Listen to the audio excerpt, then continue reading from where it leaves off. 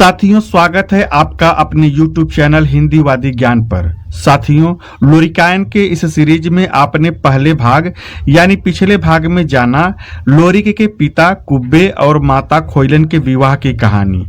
इसमें आपने यह भी जाना कि कुब्बे और खोइलन के विवाह के बाद राजा सहदेव ने गौरा में ही उनके लिए एक घर बनवा दिया और कुछ गायों को देकर उन्हें वहां अपनी एक नई दुनिया बसाने के लिए भेज दिया।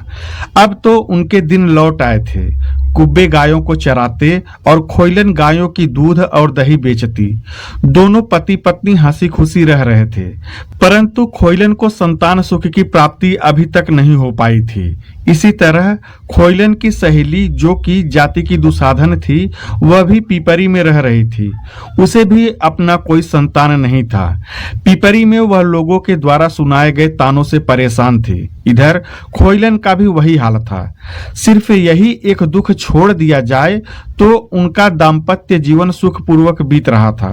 अब इनकी कहानी यहाँ छोड़कर चलते हैं गौरा के बभनौली गांव में। बभनौली गांव में पंडित सुखनंदन अपने छोटे से परिवार के साथ रहा करते थे। उनके परिवार में सुखनंदन पंडित, पंडिताइन और उनकी एक बेटी थी जिसका नाम सोनी बताया गया है। साथियों, लोक गाथाओं में इसे जिस प्रकार बताया गया और जैसी मान्यता है वही मैं आपके सामने रखने जा रहा हूँ। तो आगे बढ़ें उससे पहले आपसे रिक्वेस्ट है कि वीडियो को लाइक जरूर कर दें। आपके एक लाइक से हमारा हौसला बढ़ता है। साथ ही चैनल को सब्सक्राइब करें और वीडियो को शेयर भी करें। अब आते हैं कहानी पर। पंडित सुखनंदन की बेटी सोनी ने अपना 16वां बसंत पार कर लिया था। अब उसने जवानी की दहलीज पर अपना कदम रख दिया था। साथियों, कहा जाता है कि जब घर की बेटी सयानी हो जाती है तो माँ बाप से पहले उसकी खबर पड़ोसियों को हो जाती है। वही हुआ सुखनंदन के साथ। एक दिन सुखनंदन कहीं से पूजा पाठ करके लौट रहे थे तो उनके पड़ोस में रहने वाले कमला पंडित ने उनसे कहा कि पंडित जी, आपकी पुत्री सोनी अब विवाह करने योग्य हो गई है। कहीं कोई अच्छा घर बार देखकर उसका विवाह कर दीजिए। सुखनंदन पंडित ने कहा कि हाँ, मैं भी यही चाहता हूँ। जरा आप भी देखते रहिए, कहीं योग्य वर मिले तो मुझे इसकी सूचना जरूर दें। फिर दोनों अपने अपने रास्ते पर बढ़ गए। घर पहुंचने के बाद पंडित सुखनंदन सोचने लगे कि सही बात है, घर में अगर बेटी सयानी है तो माँ बाप का पहला कर्तव्य है कि अपनी बेटी के हाथ पीले कर दे। एक पिता का कर्तव्य याद आने के बाद पंडित जी ने नाव को बुलवाया। उसके बाद फिर दोनों सोनी के लिए वर खोजने निकल पड़े।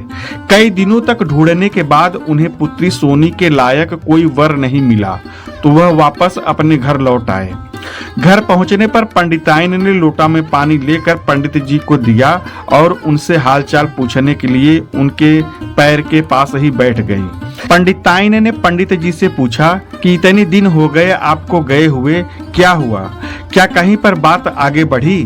इस पर पंडित जी ने कहा कि बहुत दूर दूर तक ढूंढकर थक गया, परंतु कोई योग्य वर सोनी के लिए नहीं मिला। घर मिला तो वर नहीं, वर मिला तो घर योग्य नहीं मिला। पंडित जी की हताशा उनके चेहरे पर साफ नजर आ रही थी। पंडिताइन ने पूछा, फिर अब क्या होगा पंडित जी? तब पंडित जी ने पंडिताइन से हल्का गुस्सा करते हुए कहा, होगा क्या? जिसके घर में जवान बेटी बहन हो उसे चैन की नींद कैसे आ सकती है? इतना ढूंढने के बाद भी कोई योग्य वर नहीं मिला। अब तो जी करता है कि गले में एक मटका बांधकर गंगा में कूद जाऊं। नहीं रहने पर यह सब देखना नहीं पड़ेगा। पंडित जी निराश नजर आ रहे थे। पंडिताइन उन्हें समझाने की कोशिश कर रही थी।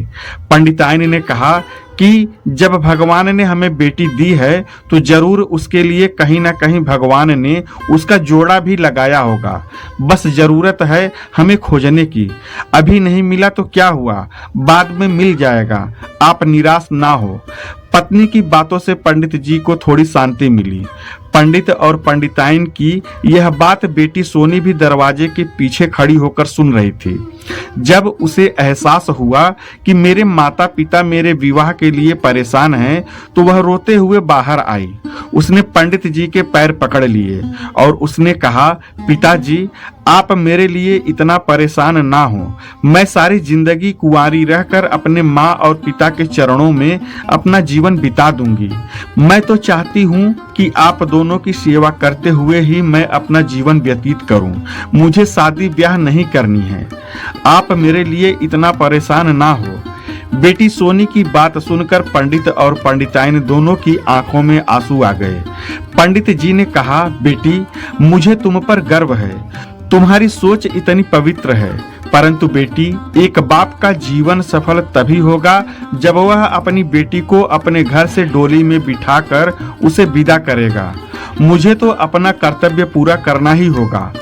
पंडित पंडिताइन ने सोनी को बड़े प्रेम से समझाया और उसका मन बहलाने के लिए पंडिताइन ने अपने कमर में लटकी हुई चाबी का छल्ला निकालकर सोनी को दे दिया और कहा कि बेटी, आज से तुम इस घर की मालकिन बनकर रहो। तुम अपने हिसाब से घर को व्यवस्थित करो। पंडित जी ने भी सोनी से यही कहा। फिर दिन ऐसे ही बीतने लगे। बीच बीच में पंडित जी अपनी बेटी सोनी के लिए वर खोजने के लिए जाया करते थे और सोनी अपने घर में हंसी खुशी रहकर अपनी माता पिता की सेवा कर रही थी। एक दिन की बात है, सुबह सुबह सोनी का मन थोड़ा भारी होने लगा। उसे ऐसा लग रहा था कि जैसे उसकी तबीयत बिगड़ने वाली है। दोपहर होते होते उसे जोर का बुखार चढ़ गया और उसे अत्यधिक ठंड का एहसास होने लगा। तब उसकी माता ने पंडित जी को वैद्य जी को बुलाने के लिए भेजा और खुद सोनी को चारपाई पर लेटाकर उस पर बहुत सारे चद्दर डाल दिए ताकि उसकी ठंड कम हो सके। परंतु बुखार था कि कम होने का नाम ही नहीं ले रहा था। शाम हो गई। वैद्य जी आए, दवा देकर चले गए। उसके बाद सोनी ने दवा खाया और आंगन में बने एक कमरे में चारपाई पर सो गई। पंडित पंडिताइन बाहर दरवाजे पर सोए हुए थे। इधर रात को सोने के बाद जब सोनी का बुखार कम हुआ तो उसको जो ठंड लग रही थी वह धीरे धीरे कम होता चला गया और कंबल के भीतर उसे पसीना आने लगा। जब उसके शरीर से बुखार उतर गया तब उसे घर में गर्मी का एहसास होने लगा। सोनी जानती थी कि बिना उसके मर्जी से कोई घर में नहीं आएगा। तब सोनी ने अपने शरीर के कपड़ों को कम कर दिया और अपनी चारपाई घर में से खींचकर आंगन में डाल दिया और उत्तर और दक्षिण के दिशा में चारपाई लगाकर उस पर सो गई। उसे नींद तो नहीं आ रही थी, परंतु रात के तीसरे पहर के बाद उसे नींद आ गई। इतनी गहरी नींद आई कि सुबह के सूरज की लालिमा आकाश में फैलने लगी। लोक गाथाओं में यह प्रचलित है कि जिस समय भगवान सूर्यदेव अपनी लालिमा से पूरी दुनिया को रोशन कर रहे थे, ठीक उसी समय भगवान सूर्य की नजर आंगन में अर्धनग्न अवस्था में सो रही सोनी पर पड़ी। सोनी के अनछुए यौवन और कामुक बदन को देखकर भगवान सूर्यदेव कामातुर हो गए। फिर तो एक सुहावनी हवा का झोंका सोनी के बदन को सहलाने लगा और इस हवा के साथ ही सूर्यदेव ने सोनी के शरीर का भोग किया। सोनी के शरीर को भोगने के बाद फिर हवा शांत हो गया और सूर्यदेव अपने यथास्थान पर चले गए। जब सोनी की नींद टूटी तो सोनी को एक मीठे दर्द का एहसास तो हुआ, लेकिन वह उसे समझ नहीं पाई कि उसके साथ क्या हुआ है। कुछ समय के थकान के बाद उसके शरीर में पहले जैसी ही शक्ति का संचार हो गया। अब दिन ऐसे ही बीतने लगा। कुछ दिन के बाद एक दिन आंगन में सोनी स्नान कर रही थी। तभी सोनी की मां पंडिताइन की नजर सोनी के पेट पर पड़ी तो उसकी पेट में अजीब सी चिकनाहट थी और हल्का हल्का पेट में उभार भी आ रहा था। अब पंडिताइन को समझते देर नहीं लगी कि जरूर मेरी बेटी के कदम कहीं बहक गए होंगे, यह तो पेट से है। उसने सोनी से पूछा इसके बारे में, परंतु सोनी कुछ बता नहीं पाई। गुस्से में पंडिताइन ने सोनी की पिटाई भी कर दी। सोनी बार बार कहती रही कि इसके बारे में मुझे कुछ भी पता नहीं है। फिर पंडिताइन ने विचार किया कि कुछ दिन और इंतजार करके देख लेती हूँ, हो सकता है पेट किसी और वजह से फूल रहा हो। यही सोचकर पंडिताइन चुप हो गई, लेकिन शंका तो उन्हें हो ही गया था। 2 महीना बीता, 4 महीना बीता, 5वां महीना आते आते तो पूरा मामला साफ हो गया। फिर पंडिताइन ने पंडित से इसकी बात बताई। उसके बाद पंडित जी सोनी के पास आकर रोने लगे और कहा कि बेटी, तुमने हमारी पगड़ी समाज में उछाल दी, अरे, यह सब करने से पहले तुम्हें अपने पिता की इज्जत का भी ख्याल नहीं रहा। तुमने हमारे खानदान की नाक कटवा दी। तुम इतनी गलत कैसे हो सकती हो? तुमने अपने माँ बाप के बारे में भी नहीं सोचा कि अगर यह बात हमें पता चलेगी तो हमारा क्या हाल होगा। अब तो हम दोनों के पास एक ही रास्ता है कि तुम हमें जहर दे दो, जिसे हम दोनों खाकर मर जाएं, या तुम्हें मार दें ताकि हमारी मान मर्यादा बची रहे। बताओ, तुम्हारे पेट में किसका पाप पल रहा है? सोनी ने लाख सफाई दी, लेकिन पंडित पंडिताइन उसकी बातों पर भरोसा नहीं कर पा रहे थे। सोनी उनसे बार बार कह रही थी कि पिताजी, मैं आपकी बेटी हूँ, इसका मुझे गर्व है, और मैं आपसे यही कहना चाहती हूँ कि मैंने कोई गलती नहीं की है। मैं हमेशा अपने घर में रहती हूँ। यह सब कैसे हुआ, कब हुआ, यह मुझे पता नहीं है। मुझे मेरे जीवन में आपके दिए हुए संस्कार अपने प्राणों से प्रिय हैं। मैं ऐसी गलती नहीं कर सकती। परंतु पंडित और पंडिताइन को सोनी की बातों का विश्वास नहीं हो रहा था। अब पंडित जी ने सोनी का गर्भपात कराने के लिए जड़ी बूटियों का सहारा लेना उचित समझा। पंडित जी ने अपनी तरफ से पूरी कोशिश की सोनी का गर्भपात हो जाए, परंतु ऐसा हुआ नहीं। थक हार कर पंडित जी ने फैसला किया कि अब सोनी हमेशा घर में ही रहेगी जब तक इसका बच्चा बाहर नहीं आ जाता। उसके बाद सोनी को घर में कैद कर दिया जाता है। सोनी यह सब सोचकर परेशान थी कि उसके साथ ये सब क्या हो रहा है। सोनी बहुत दुखी थी। अब तो उसे भूख प्यास भी नहीं लग रहा था। सोनी कमजोर होने लगी। धीरे धीरे 9 महीने का समय बीत गया। आखिरकार वह समय भी आ गया जब सोनी को प्रसव पीड़ा होने लगी। पंडिताइन ने सोनी को देखकर अंदाजा लगा लिया कि अब प्रसव की बेला आ गई है। पंडिताइन ने तुरंत जाकर पंडित से इसके बारे में बात की तो पंडित जी घर से चुपचाप निकलकर दाई के पास गए, जो कि गांव की ही रहने वाली थी। वही इस गांव में महिलाओं का प्रसव करवाती थी।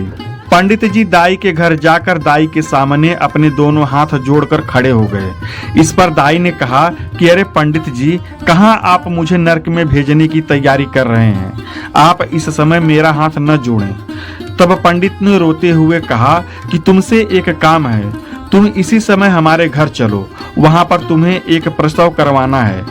पंडित की बात सुनकर दाई ने कहा ठीक है, चलिए, यही तो मेरा काम है। फिर दाई पंडित जी के साथ सीधा पंडित जी के घर पहुंच गई।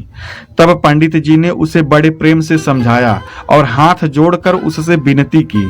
उन्होंने कहा कि हमारी बेटी का प्रसव कराना है, लेकिन उसके बच्चे को कहीं ऐसी जगह ठिकाने लगा दो ताकि इसकी जानकारी किसी को ना हो, क्योंकि हमारी बेटी का अभी विवाह नहीं हुआ है।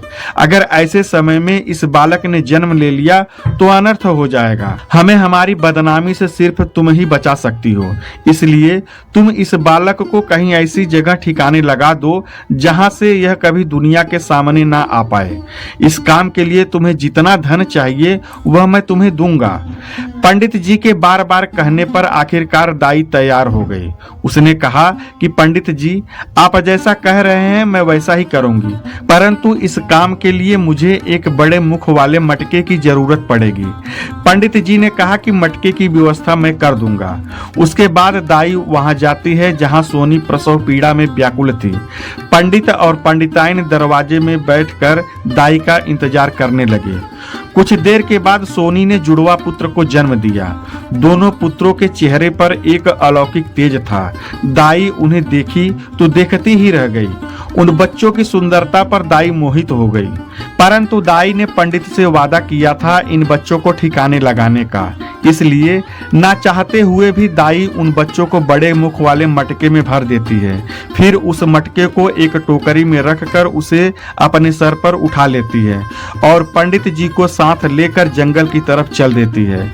इन सब घटनाओं को होते होते सुबह का चौथा पहर आ गया था और उस समय लोगों का आना जाना कम था। दाई पंडित जी को साथ लेकर गौरागढ़ के नार के पास पहुंच जाती है। वहां नार के पास एक तालाब था। उस तालाब के आसपास थोड़े बहुत कीचड़ और गंदगी दिख रही थी। दाई ने कहा, पंडित जी, यहीं पर एक गड्ढा खोदिए। पंडित जी ने वहां पर एक गड्ढा खोदा और उसमें मटका रखकर दाई ने उस पर थोड़ी मिट्टी और कीचड़ डलवा दी ताकि किसी को पता न चले। पंडित जी ने वैसा ही किया। उसके बाद पंडित और दाई वापस पंडित जी के घर आ गए। पंडित जी ने दाई को उसके टोकरी में जितना दाई ने कहा उतने स्वर्ण मुद्राएं देकर दाई के साथ उसके घर पहुंचा दिया।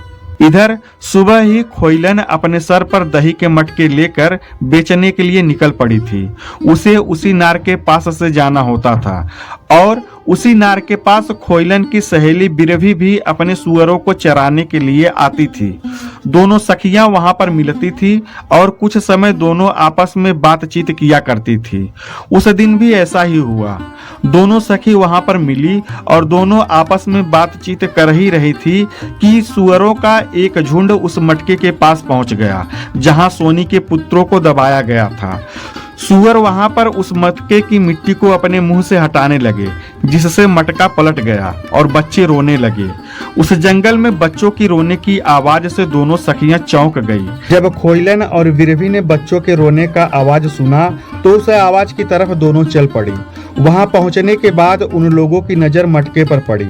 उन्होंने मटका उठाकर कीचड़ से बाहर किया तो दोनों बच्चों को मटके में देखकर उन्हें माजरा समझते देर नहीं लगी। वह समझ गई कि यह किसी की अवैध संतान है, लेकिन बच्चों के चेहरे पर एक अलौकिक तेज था। बच्चों को बाहर लेकर आने के बाद दोनों सखियों ने आपस में बात विचार की। बिरभी ने कहा कि सखी, तुम्हारे पास भी कोई बच्चा नहीं है, एक बच्चा तुम ले लो और एक मैं लेकर चली जाती हूँ। तुम्हारा भी कोई अपना पुत्र नहीं है तो यह बच्चा बड़ा होकर तुम्हारे गायों की देख रेख करेगा और एक बच्चा मैं लेकर जा रही हूँ। मेरा बच्चा बड़ा होगा तो मेरे सुअरों की देखभाल करेगा। दोनों सखियों ने राय करके एक एक बच्चा उठा लिया और अपने अपने घरों की तरफ लौट पड़ी। घर पहुंचने पर दोनों ने अपने अपने पतियों से सारा हाल कह सुनाया। अब एक बच्चा खोइलन के यहाँ पलने लगा जिसका नाम समरू पड़ा और दूसरा बच्चा बिरभी के यहाँ पलने लगा जिसका नाम सुवचन रखा गया। अब दोनों बच्चों का लालन पालन शुरू हो गया। तो साथियों, कहानी को ज्यादा लंबा ना करते हुए यहाँ पर विराम देते हैं। इसके बाद की कहानी अगले भाग में जानेंगे। तो साथियों, आगे की कहानी जानने के लिए हमारे चैनल हिंदीवादी ज्ञान को सब्सक्राइब करें, वीडियो को लाइक करें और ज़्यादा से ज़्यादा शेयर करें। धन्यवाद। जय हिंद।